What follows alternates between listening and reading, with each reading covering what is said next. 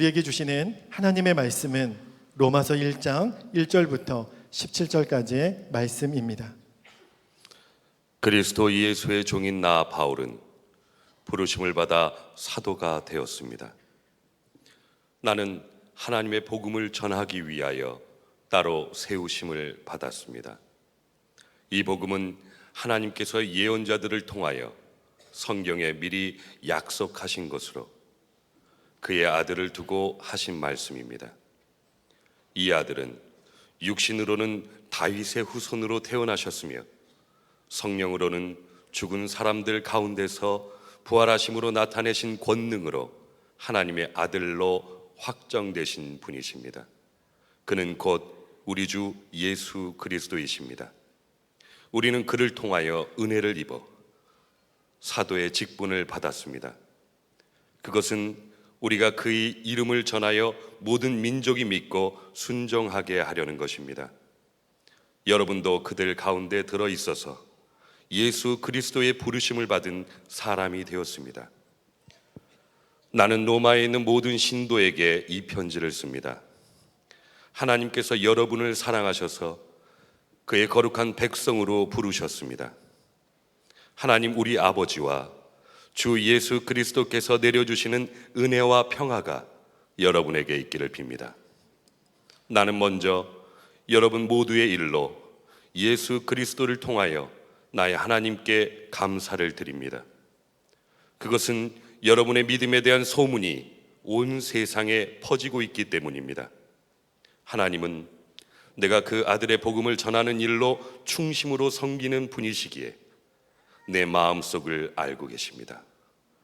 나는 기도할 때마다 언제나 여러분을 생각하며 어떻게 해서든지 하나님의 뜻으로 여러분에게로 갈 수 있는 좋은 길이 열리기를 간구하고 있습니다. 내가 여러분을 간절히 보고 싶어 하는 것은 여러분에게 신령한 은사를 좀 나누어 주어 여러분을 굳세게 하려고 하는 것입니다. 이것은 내가 여러분과 함께 지내면서 여러분과 내가 서로의 믿음으로 서로 격려를 받고자 하는 것입니다. 형제 자매 여러분, 여러분은 이것을 아시기 바랍니다. 나는 여러분에게 가려고 여러 번 마음을 먹었으나 지금까지 길이 막혀서 뜻을 이루지 못하였습니다. 나는 다른 이방 사람들 가운데에서도 열매를 거둔 것과 같이 여러분 가운데서도 그것을 좀 거두려고 했던 것입니다. 나는 그리스 사람에게나 미개한 사람에게나 지혜가 있는 사람에게나 어리석은 사람에게나 다 빚을 진 사람입니다. 그러므로 나의 간절한 소원은 로마에 있는 여러분에게도 복음을 전하는 일입니다. 나는 복음을 부끄러워하지 않습니다. 이 복음은 유대 사람을 비롯하여 그리스 사람에게 이르기까지 모든 믿는 사람을 구원하는 하나님의 능력입니다. 하나님의 의가 복음 속에 나타납니다. 이 일은 오로지 믿음에 근거하여 일어납니다. 이것은 성경에 기록된 바 의인은 믿음으로 살 것이다 한 것과 같습니다. 자, 2015년은 우리 평생에 가장 인상 깊은 날, 하나님의 놀라운 은혜를 경험한 해로 그렇게 경험되어지기를 축복합니다. 특별히 2015년 한 해는 로마서로 아마 1년 동안 주일 말씀을 전하게 될 것 같습니다.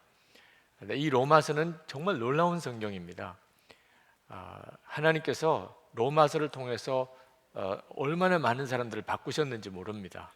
우리가 다 알고 있는 하나님의 정말 큰 종들, 어거스틴, 또 마틴 루터, 또 존 웨슬레, 또 칼빈, 다 로마서로 인해서 사람이 다 변화된 사람들입니다. 종교개혁이 로마서를 읽으면서 마틴 루터가 성령의 놀라운 감동을 받으면서 시작이 된 것입니다. 로마서는 한 사람의 인생과 또 그 가정과 가문과 그리고 나라와 민족과 세계 교회의 역사를 바꾼 놀라운 책입니다. 그래서 로마서를 성경의 반지라고 그렇게 말하기도 합니다. 이 로마서를 우리가 1년 동안 말씀을 주일마다 말씀을 본다는 것은 그건 정말 놀라운 일이 우리 가운데 일어날 수 있다는 것을 말해주는 것입니다. 이 로마서가 이처럼 놀라운 것은 이 로마서가 복음을 가장 정확하게, 가장 놀라우게 증거해주고 있는 성경이기 때문에 그렇습니다. 우리가 어떻게 하나님으로부터 죄사함을 받고 의로움을 받게 됐는지, 또 우리가 어떻게 하나님의 선물을 받는 것인지, 또 우리가 어떻게 인격과 삶이 변화되는 거듭나는 삶을 살게 되는 것인지, 그 내용들을 로마서가 너무나 분명하고 정확하게 우리에게 말씀해주고 있습니다. 여러분, 이 로마 교회에 보낸 사도 바울의 편지이기 때문에 이걸 로마서라고 이렇게 말을 하는데, 로마 교회 하면 어떤 느낌이 드십니까? 우리나라의 가장 중요한 도시가 서울이죠. 서울은 누구나 다 가서 살기를 원하는 곳입니다. 서울에 있는 어느 대학을 간다는 것 굉장히 중요한 의미가 있죠. 직장이 서울에 있다는 것도 많은 사람이 선망하는 일입니다. 그래서 서울에 있는 교회, 그러면 교회들 중에서도 굉장히 좋은 이미지를 가지고 있죠. 그런 뜻에서 보면 로마 교회는 대단한 교회일 것 같죠. 그때 당시에 전 세계의 수도와 같은 곳입니다. 그 로마에 교회가 있었습니다. 그러나 실제로 보면 로마 교회는 가장 비참한 고난 중에 있는 교회였습니다. 우리가 성지순례를 가서 로마에 가게 되면 그 로마 교회의 흔적을 지금도 볼 수 있는데 지하 무덤입니다. 카타콤이라고 하는 지하 무덤입니다. 지하 무덤에서 살았어요. 핍박을 피해서. 로마 교회는 무서운 핍박을 당했던 교회입니다. 얼마나 핍박이 심했으면 지하 무덤 속에 들어가 살았겠습니까? 얼마나 300년 가까이. 여러분도 여러분의 삶에 이런저런 고난이 많으신 분들이 있으실 겁니다. 그러나 300년 동안 지하 무덤에서 살았다. 이런 고난은 아마 세계 역사에 찾아보기 어려울 겁니다. 그런 고난을 겪었던 교회가 로마 교회입니다. 근데 그 고난을 이겨낸 거예요. 무엇으로 이길 수 있었을까요? 주 57년 사도 바울이 로마 교회에 보낸 이 편지 때문에, 이 편지 안에 고난을 이길 수 있는 복음이 있었던 거예요. 그 복음으로 인해서 로마 교회는 그 무서운 핍박을 이기고, 그리고 결국은 로마가 기독교 국가가 되어버리고 말았지 않습니까? 여러분, 우리에게는 정말 엄청난 하나님의 축복이 있습니다. 그래서 오늘 제목을 세상에서 가장 위대한 것이라고 그렇게 정했습니다. 어떤 누구도 부럽지가 않게 만들어주는, 어떤 형편에서도 기뻐하고 감사하게 만들게 해주는 것이 우리 속에 있습니다. 정말 모든 사람에게 나누어 주고 싶은 그런 놀라운 축복이 여러분 모두에게 있습니다. 그게 복음입니다. 정말 세상에 가장 위대한 것이죠. 순회선교단의 김용희 선교사님, 그분의 전매 특허와 같은 메시지가 있습니다. 복음이면 다냐? 다다. 그분의 정말 전매 특허 같은 메시지예요. 복음이면 다냐? 복음이면 다지. 김용희 선교사님은 그렇게 설명합니다. 만약에 이 말이 거짓이라면, 이것이 사실이 아니라면, 복음이면 다다. 이게 사실이 아니야. 하나님은 사기꾼이라. 하나님이 그렇게 말씀하셨어요. 여러분도 복음에 대해서 그런 담대함이 있습니까? 복음이면 다다. 그런 감격과 확신이 여러분에게 있습니까? 그렇지 못하시는 분들이 꽤 있으실 겁니다. 복음이라고 수도 없이 들었지만 복음이 다다. 그런 확신과 감격이 없이 사시는 그리스도인들이 많습니다. 저는 여러분들을 책망하거나 힐난하거나 비난하려고 이 말씀을 드리는 게 아닙니다. 여러분 안에 정말 그렇게 고백할 수 있는 세상에서 가장 위대한 것이 있다는 사실을 깨우쳐 드리고 싶은 겁니다. 저는 군목에 들어갔을 때 그때 포병 연대에 제가 배치를 받았는데 그 연대장님에게 신고를 하는 시간에 그 교회 집사님이십니다. 저를 앉혀서 차를 대접해 주시면서 부탁을 하세요. 제가 목사님에게 부탁드릴 것은 한 가지밖에 없습니다. 그것은 목사님이 교회만 계시지 말고 계속 매일 저녁에 네모반을 돌아다니면서 병사들에게 하나님의 말씀을 좀 전해달라는 겁니다. 제가 그 연대장님의 말씀에 그렇게 하겠다고 대답을 드렸어요. 뭐 제가 육군 중위이죠. 그분은 지휘관이죠. 또 목사인데 네모반만 다니면서 하나님의 말씀을 전해달라는데 못합니다, 안 합니다. 그렇게 할 이유가 없죠. 그래서 저녁에 이제 병사들이 있는 네모반에 갔습니다. 가서 얼마나 어려웠는지 몰라요. 제가 네모반에 가면 아주 환영해 줄 거라고 그렇게 생각했습니다. 늘 교인들 신방 가면 환영해 주셨잖아요. 근데 네모반에 갔더니 심지어는 아주 저를 굉장히 불만스럽게 보는 그런 친구들도 있습니다. 아주 귀찮아하는 사람들은 대부분이고 눈을 감고 아무 생각 없다는 식으로 앉아있는 친구도 있고 보이지 않는 저항이죠. 제가 가서 몇 번 다녀보고는 금방 감을 잡았어요. 그 시간은 병사들이 이제 씻기도 하고 그리고 TV도 보고 책도 보고 편지도 쓰고 자기 뭐 빨래도 해야 되고 그런 시간입니다. 그런데 저녁에 제가 가서 인격 지도라고 하는 그런 과목으로 군목이 와서 특별히 말씀을 전한다 그러니까 당직 사관은 병사들을 다 집합시켜 주는 거죠.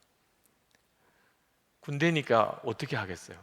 또 제 직책은 그렇고 군목은 인격 지도를 해야 되는 게 군에 정해져 있는 법입니다. 근데 제가 몇 번 다니고는 그만 완전히 좌절에 빠졌습니다. 나는 못하겠어. 제가 그때 알았어요. 제가 가지고 있는 복음은 기쁜 소식이 아니라는 거예요. 병사들에게 기쁜 소식이 아니에요. 저는 복음이라고 알고 있는 것을 전했어요. 근데 병사들은 전혀 반응이 달랐습니다. 그건 저에게 엄청난 충격이었습니다. 제가 복음을 모르느냐? 목사가 어떻게 복음을 모르겠어요? 주 예수를 믿으면 모든 죄가 사함받고 하나님의 자녀가 되고 그리고 죽으면 천국에 가는. 병사들에게는 그건 아무 관심이 없었어요. 어떤 병사들은 자기는 불교 신자인데 왜 자꾸 기독교 이야기를 하느냐 노골적으로 반발을 합니다. 군종들한테 물어보니까 아주 야한 이야기를 하면 좋아한다고. 제가 군목으로 가서 무슨 야한 이야기를 해서 병사들을 즐겁게 하겠어요? 제가 그때 겪었던 좌절은 엄청난 것이었습니다. 저는 병사들에게 찾아가서 정말 감격스럽게, 여러분 기쁜 소식을 전해본 경험이 있으시죠? 누구에게 정말 기쁜 소식을, 저는 병사들에게 찾아가서 여러분에게 정말 기쁜 소식이 있습니다. 여러분들이 들으시면 정말 좋아하실 거예요. 여러분들이 이 소식을 들으면 여러분이 너무나 변화될 거예요. 이런 기분으로 병사들을 찾아가지 못했어요. 저는 저녁에 병사들의 네모반을 찾아가는 것이 얼마나 힘들었는지 모릅니다. 오늘 본문의 사도 바울은 16절에 나는 복음을 부끄러워하지 않는다고 그랬습니다. 이건 정말 놀라운 고백입니다. 복음을 부끄러워하지 않는다. 저는 복음이 부끄러웠어요. 안 들을 텐데, 싫어할 텐데, 귀찮아할 텐데. 사도 바울이 복음이 부끄럽지 않다고 하는 것은 형편과 여건이 좋아서 그런 게 아닙니다. 제가 겪었던 것보다 더 어려웠어요. 그때 당시에 로마는 전 세계 정치, 경제, 문화, 군사의 중심지입니다. 그 로마에는 황제가 있습니다. 그 황제는 신으로 숭상받는 존재, 모든 부귀영화와 권세를 다 가지고 있습니다. 그런 로마에서 예수님의 십자가 복음, 그건 너무나 초라한 것이에요. 정말 조롱거리입니다. 예수를 믿는 사람들은 저 지하 무덤에 가서 삽니다. 다 뺏기고 아무 저항도 없이 그냥 비참하게 죽어가고, 경기장에서 십자가에 못 박히고 짐승의 밥이 되고. 그런데 누가 예수를 믿고 싶겠어요? 예수를 믿는 것은 부끄러운 일이고 복음은 정말 초라한 것이었어요. 그런데 사도 바울은 나는 복음을 부끄러워하지 않는다, 그런 상황에서 이 말씀을 읽어야 하는 겁니다. 사도 바울은 무슨 형편이 좋았는 줄 아십니까? 사도 바울은 복음을 전하러 다니느라고 빌립보에서는 지하 감옥에 갇히고, 데살로니가에서는 쫓겨나고, 베레아에서는 아주 몰래 밤중에 숨어서 피하고, 아데네에서는 조롱을 당하고, 히브리 헬라 사람들한테서는 무식한 사람 취급을 받고, 유대인들에게는 거치는 돌이 되었습니다. 하여튼 어디서든지 사도 바울은 문제거리예요. 누구나 사도 바울 보고는 다 손가락질을 하는 그런 사람이 됐습니다. 그런데 사도 바울이 나는 복음을 부끄러워하지 않는다. 근데 그게 제가 안 되는 거예요. 저는 성경을 알기는 알겠는데 그런 느낌이, 그런 담대함과 확신이 제게 없는 겁니다. 그렇다고 네모반을 찾아다니면서 병사들 앞에서 말씀을 전하는 것을 안 할 수는 없었어요. 착하니까. 연대장님이 하려는데, 물론 뭐 군목이 못한다 그러고 안 가면 뭐 어떻게 하겠어요. 그렇지만 이건 해야 되는 일이지 않겠나. 할 수 없이 무릎을 꿇었습니다. 하나님, 저는 말씀을 전할 자신이 없습니다. 여러분들처럼 말씀을 듣기를 원해서 오시는 분들 앞에 서서 설교하는 것도 쉬운 일이 아니에요. 근데 말씀을 안 듣겠다고 하는 그 젊은 병사들 앞에서 제가 1시간 정도를 말씀을 전해야 되는 일은, 이건 보통 어려운 일이 아니에요. 하나님, 제가 복음을 잘 모르는 것 같습니다. 이게 기쁜 소식이어야 될 텐데, 마치 제가 불신자인 것처럼 도대체 복음은 기쁜 소식인가? 그렇게 복음을 다시 보기 시작했습니다. 그때 기도 중에 하나님이 저에게 주신 마음이, 지금 이 병사들이 군에 오지 않았다면 목사 앞에서 이렇게 말씀을 들을 수 있었겠느냐? 군이 아니면 그 자리에 와 있을 사람 거기 얼마 없어요. 한 번도 복음이라고는 들어보지 못하고 인생을 마칠 수밖에 없는 사람이 군인이기 때문에 할 수 없이 군목이 인격 지도를 하러 왔으니, 그러니 모일 수밖에 없는 사람이 얼마나 많은 줄 아느냐. 그게 사실이었어요. 그러니 이건 못한다고 할 수도 없고 안 한다고 할 수도 없어요. 그때 하나님께서 제게 하나하나 깨우쳐 주신 거, 정말 이게 복음일까? 정말 우리에게 복음이 뭘까? 그래서 깨닫게 하신 것들을 정리해서, 그리고 저녁에 가서 병사들 앞에 서서 말씀을 전하면 처음에는 영 반응이 없다가 끝날 때쯤 되면 다들 돌아서서 눈을 뜨고 저를 쳐다보고 기도해 드리겠다고 하면 다 같이 간절히 기도하고, 그리고 돌아 나옵니다. 정말 감사한 일이죠. 그래도 끝은 좋았으니까. 그래서 저는 완전히 탈진한 거예요. 그렇게 군목 생활을 3년을 했습니다. 나중에는 잘했다고 군단장 표창까지 받았어요. 어떤 분이 그렇게 이야기하더라고요. 군에서 표창 받는 거는 하나도 도움이 안 된다. 그래도 뭐 하여튼 주변에서는 잘했다고 상까지 주셨어요. 그때 저에게 하나님께서 복음이 무엇인가에 대한 눈을 새롭게 열어주셨고, 그리고 설교 사역에 대한 엄청난 훈련을 하게 하셨어요. 제가 군목 시절에 병사들 앞에 섰을 때 복음이 뭔지 몰라서 당황스러웠던 것은 복음을 교리로만 알고 있었기 때문에. 여러분들도 복음이 무엇인가 그러면 다 들어서는 압니다. 말을 하라 그러면 처음에는 좀 버벅거리지만 모르시는 분이 거의 없으실 거예요. 예수님은 우리의 죄를 위해 십자가에 죽으셨고, 그 예수님을 믿으면 모든 죄가 사함을 받고, 그리고 하나님의 자녀가 되는 권세를 얻고, 그리고 죽으면 천국에 가는. 그런데 이것이 교리로만 그치게 되면 아무 능력이 없는 겁니다. 사람들이 들으려고 하지도 않습니다. 그럼 복음이 뭐지요? 복음은 예수 그리스도 그분으로 사는 거예요. 예수님이 우리를 위해서 십자가에서 죽으셔서 우리가 속죄함을 받았다가 아니고, 우리를 위해서 십자가에서 죽으셔서 우리를 속죄해 주신 그 주 예수님이 지금 내 안에 살아계시다.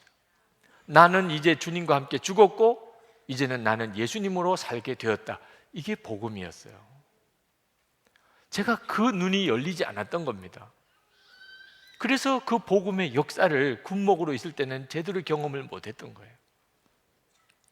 사도 바울은 1절 말씀에서 자기 자신을 소개하기를 예수 그리스도의 종이라고 그렇게 자기를 소개합니다. 여러분, 나는 누구의 종입니다. 그렇게 이야기할 때는 주인이 누구가 있는 겁니다. 사도 바울이 그리스도 예수의 종입니다. 그랬으면 그리스도 예수가 지금 사도 바울과 같이 있는 거예요. 당신의 주인이 어디 계십니까? 그분은 없습니다. 그런 종이 어디 있어요? 누구의 종이라면서 그 주인이 없는데 무슨 종이에요? 그러니까 사도 바울이 그리스도 예수의 종이라고 말한 것은 예수 그리스도께서 사도 바울과 늘 함께 계시고 살아 계시고 사도 바울의 주님으로 계시다는 뜻이죠. 사도 바울은 복음 그 자체를 살아내고 있었던 것입니다. 그래서 사도 바울도 복음이 무엇인지를 2절부터 4절까지 명확하게 이야기합니다. 그것은 예수 그리스도라는 거예요. 2절부터 4절까지 보면 이 복음은 그의 아들을 두고 하신 말씀입니다. 그는 곧 우리 주 예수 그리스도이십니다. 복음은 예수 그리스도세요. 여러분이 이 사실을 여러분이 아시면 그러면 여러분도 복음의 감격에 사로잡힙니다. 여러분이 복음을 그저 교리로만 알고 있다면 여러분은 복음 자체가 그저 무감각해져 버려 있으실 거예요. 예수 그리스도에게는 이름이 둘이 있습니다. 하나는 예수와 임마누엘입니다. 마태복음 1장 21절에서 23절에 보면 예수님의 두 이름이 나옵니다.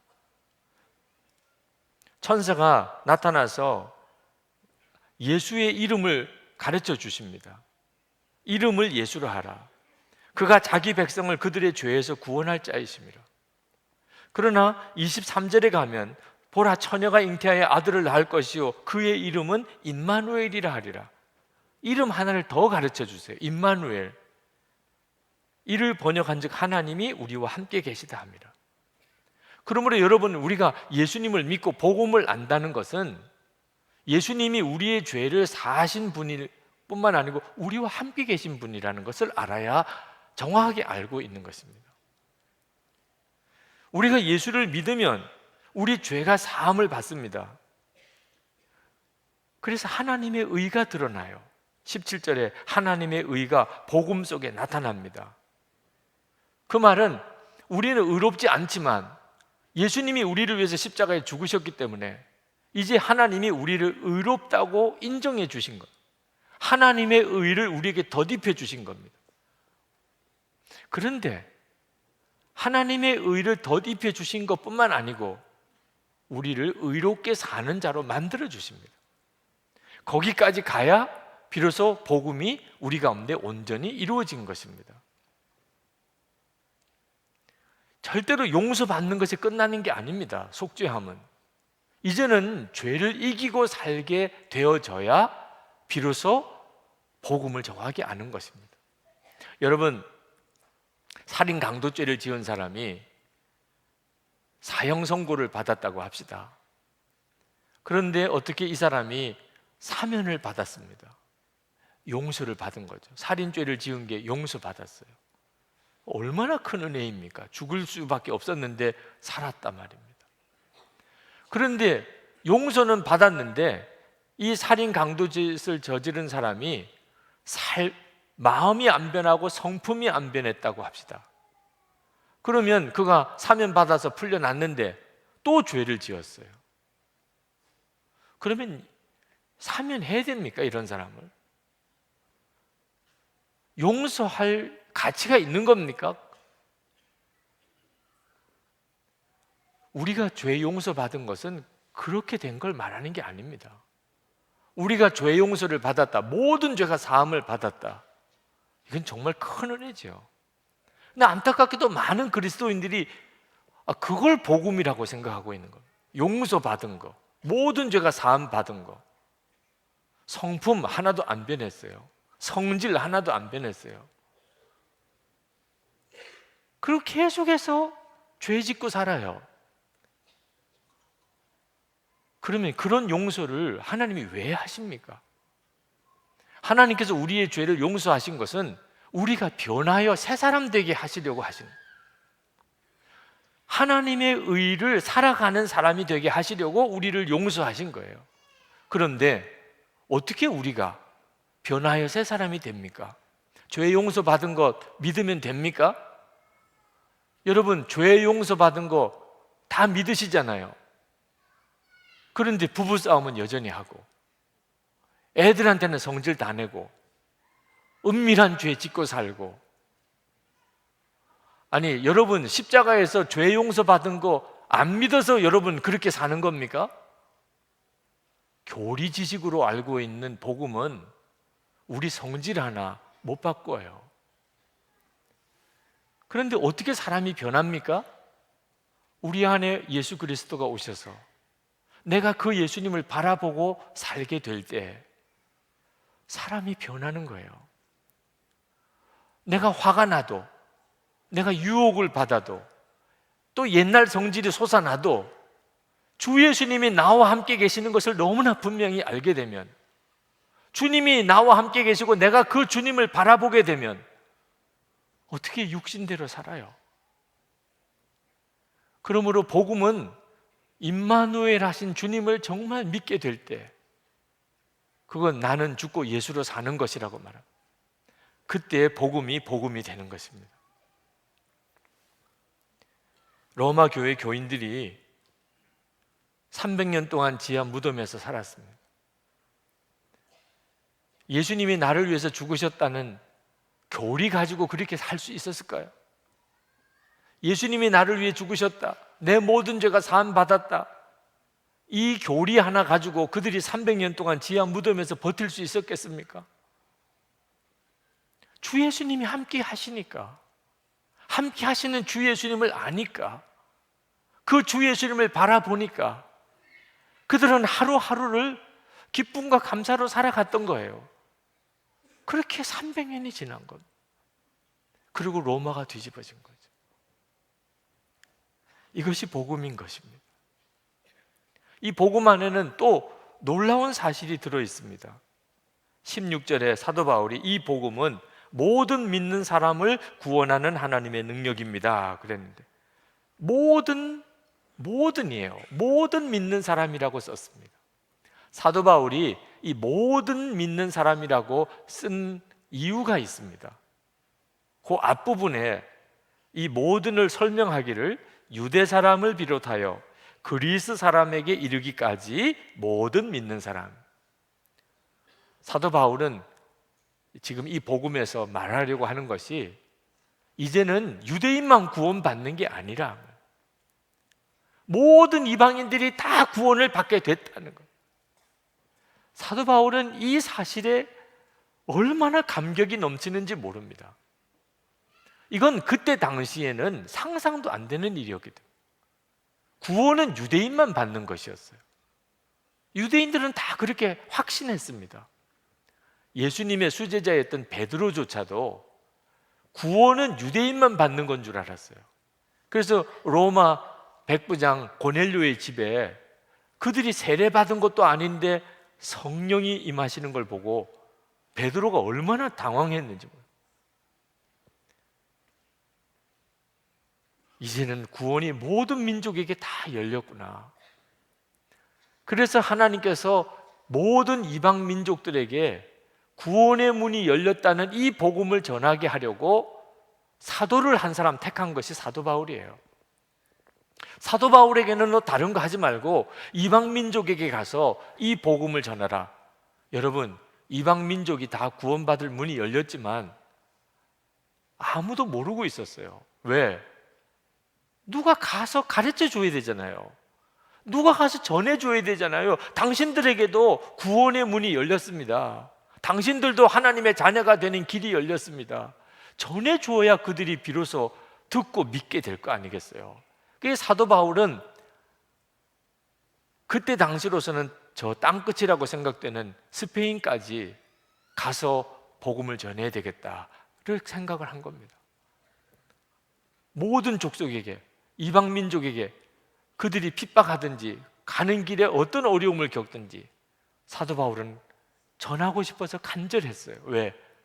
그게 빚진 마음이니까. 내가 가서 전해주지 않으면 그들은 다 멸망할 거니까. 내가 가서 전해주면 그들이 다 구원받을 거니까. 그래서 사도 바울이 나는 빚진 자라고 14절에 그렇게 고백한 겁니다. 나는 그리스 사람에게나 미개한 사람에게나 지혜가 있는 사람에게나 어리석은 사람에게나 다 빚을 진 사람입니다. 그런데 어느 날 로마에 예수 믿는 성도들이 생겼다는 소식을 들은 거예요. 사도 바울이 그냥 얼마나 기쁜지 로마에 예수 믿는 사람들이 생겼다는 소식을 들었어요. 그런데 그들이 믿음이 너무 좋아요. 사도 바울이 그 소식을 듣고 감격해서 지금 이 로마서 1장에 그 내용을 쓰고 있는 거예요. 6절부터 15절까지. 사도 바울은 거의 흥분 상태에 빠져 있습니다. 여러분도, 여기 여러분은 로마의 교회 교인들을 말합니다. 여러분도 그들 가운데 들어있어서 예수 그리스도의 부르심을 받은 사람이 되었습니다. 나는 로마에 있는 모든 신도에게 이 편지를 씁니다. 하나님께서 여러분을 사랑하셔서 그의 거룩한 백성으로 부르셨습니다. 나는 먼저 여러분 모두의 일로 예수 그리스도를 통하여 나의 하나님께 감사를 드립니다. 그것은 여러분의 믿음에 대한 소문이 이 온 세상에 퍼지고 있기 때문입니다. 나는 기도할 때마다 언제나 여러분을 생각하며 어떻게 해서든지 하나님의 뜻으로 여러분에게로 갈 수 있는 좋은 길이 열리기를 간구하고 있습니다. 그러므로 나의 간절한 소원은 로마에 있는 여러분에게도 복음을 전하는 일입니다. 여러분들이 생각하기에 제가 좀 오버하는 것처럼 느껴져요. 진짜 사도 바울의 심정에 비하면 아무것도 아니에요. 사도 바울이 지금 흥분한 상태에 있다니까. 로마에 교인이 생겼어요. 사도 바울이 이렇게 흥분한 이유는 진짜구나. 복음이 모든 민족에게 다 열렸구나.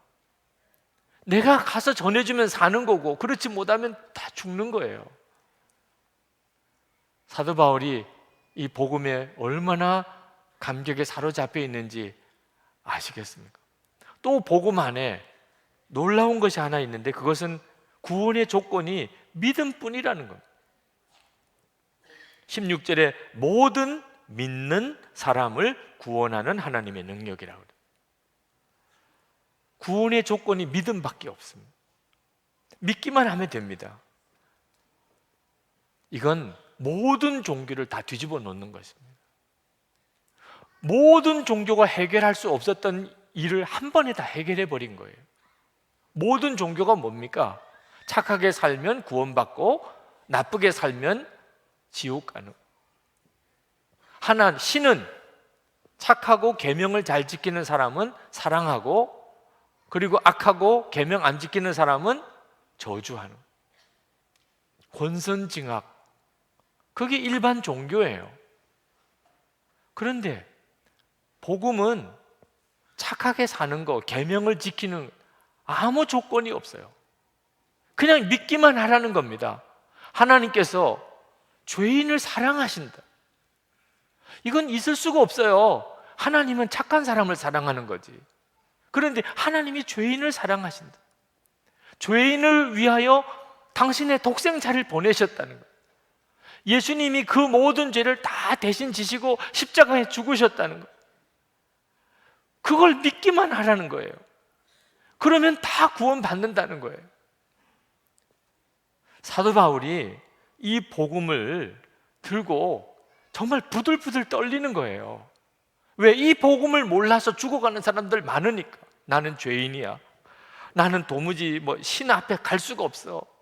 나 같은 자는 지옥 아랫목이야. 지옥 아랫목. 나는 내가 포기했어. 내가 어떻게 구원받겠어? 내가 무슨 천국에 갈 수 있어? 저 열심히 도 닦는 저 종교인들이나 그런 사람들이나 모르지. 수도원에 들어가서 평생 무슨 죄 짓는 일을 하겠어, 저 사람들?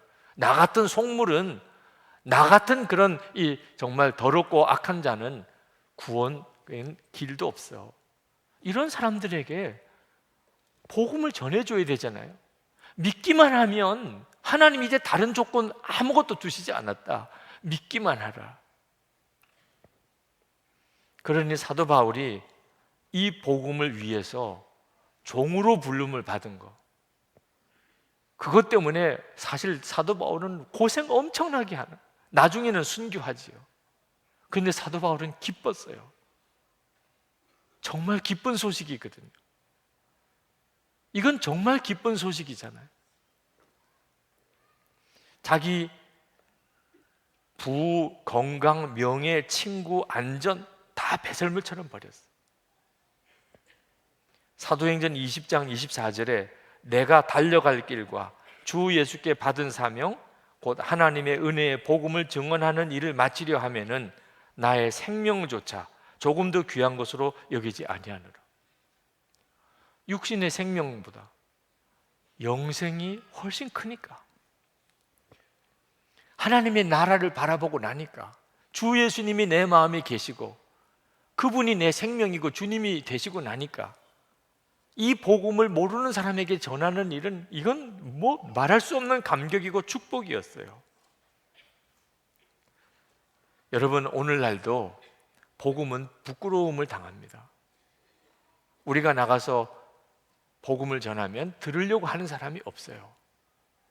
우리 모두는 다 죄인입니다. 우리들은 다 지옥 갈 수밖에 없는 죄인입니다.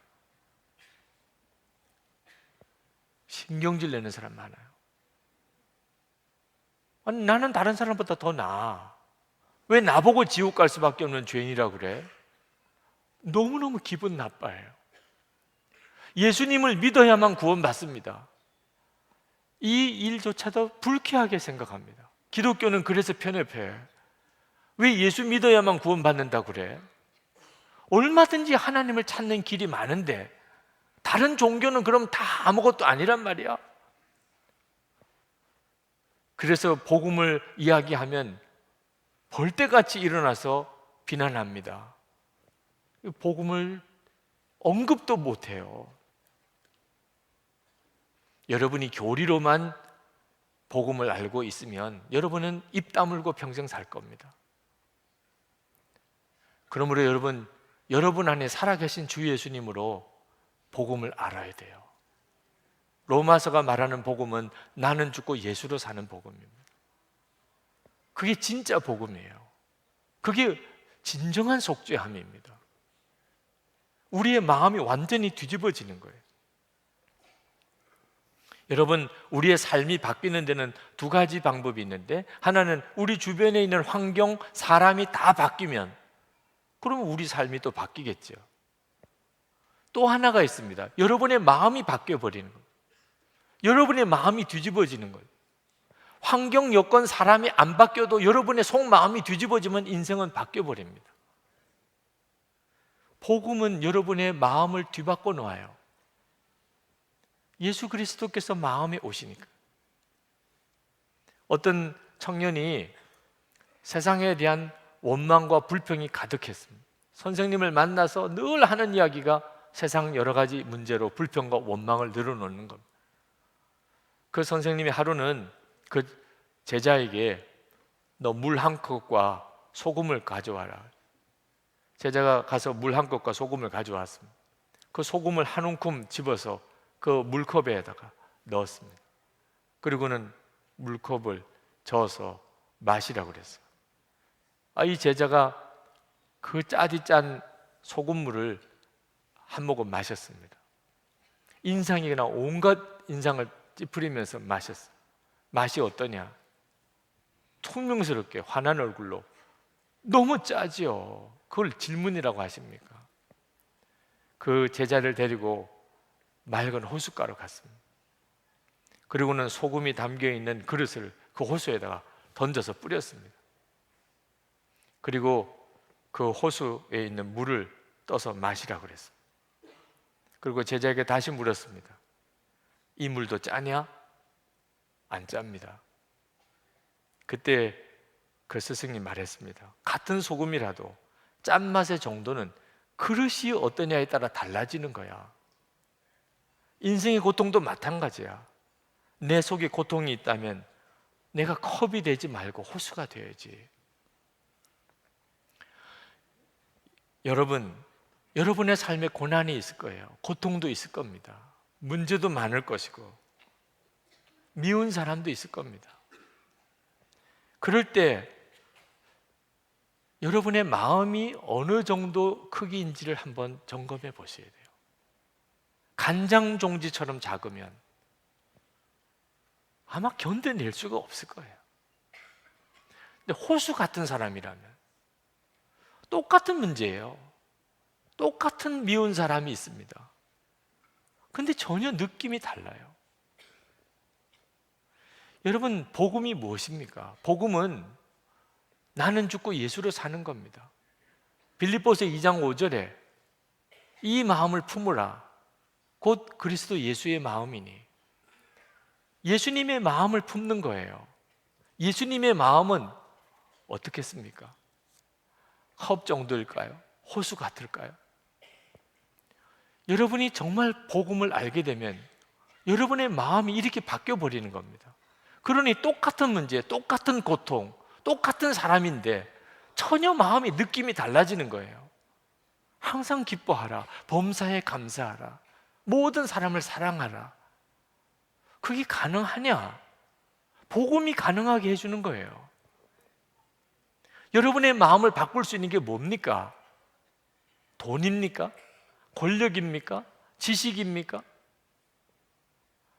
나는 죽고 예수로 사는 복음밖에 없어요.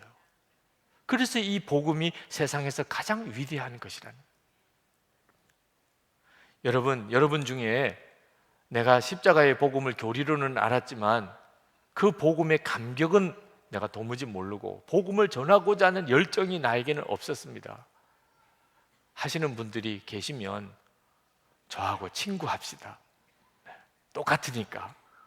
저도 그랬거든요. 복음이 뭔지를 정확히 몰랐었어요. 교리를 복음이라고 알고는 한동안 헤맸습니다. 여러분들에게 로마서를 강의하려고 하는 이유가 거기 있어요. 제가 복음을 알았고 완전히 뒤집어지는 역사가 이 로마서를 읽으면서 왔기 때문이에요. 여러분, 이 1년 동안 한번 로마서를 읽어봅시다. 1년 동안 읽는 거예요. 제가 여러분을 도와드리고 싶습니다. 여러분 혼자서 읽으시면 아마 제대로 읽어지지 않을 겁니다. 무슨 내용인지 읽다가 그만 포기하고 말 거예요. 같이 한번 읽어보세요.